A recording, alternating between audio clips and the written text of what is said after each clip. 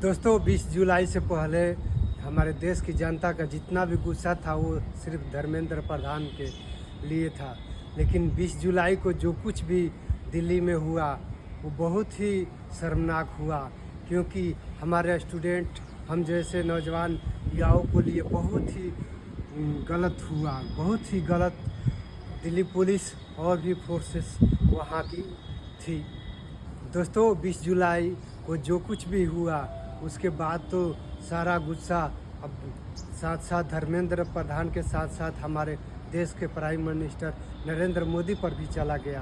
क्योंकि दोस्तों जिस तरह से आदेश दिया गया पुलिस को लाठीचार्ज करने के लिए निहत्थे स्टूडेंट के ऊपर, एकदम खुलेआम स्टूडेंट थे, जितना मारना है मार लो, एकदम खुलेआम थे, जो कुछ भी करना है तुम अपना कर लो, एकदम खुलेआम थे।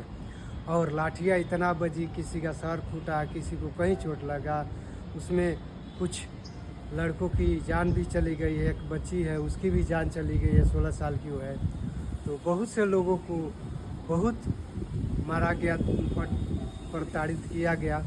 तो दोस्तों गुस्सा इतना देश की जनता में अब है कि अब बात धर्मेंद्र प्रधान तक ही नहीं है, बल्कि देश के प्राइम मिनिस्टर तक भी अब हो गया है।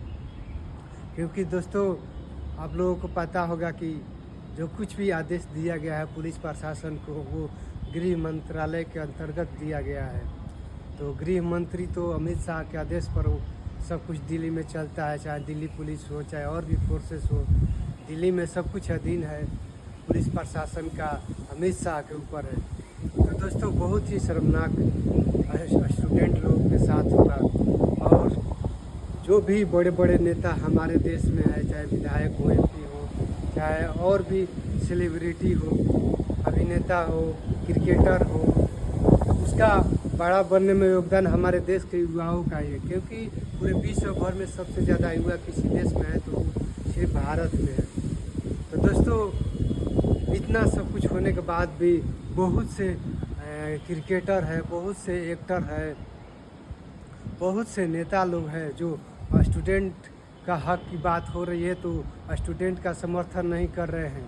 तो दोस्तों इन लोगों को बहिष्कार करने की ज़रूरत है, चाहे वो क्रिकेटर हो, एक्टर हो, चाहे वो नेता ही क्यों ना हो।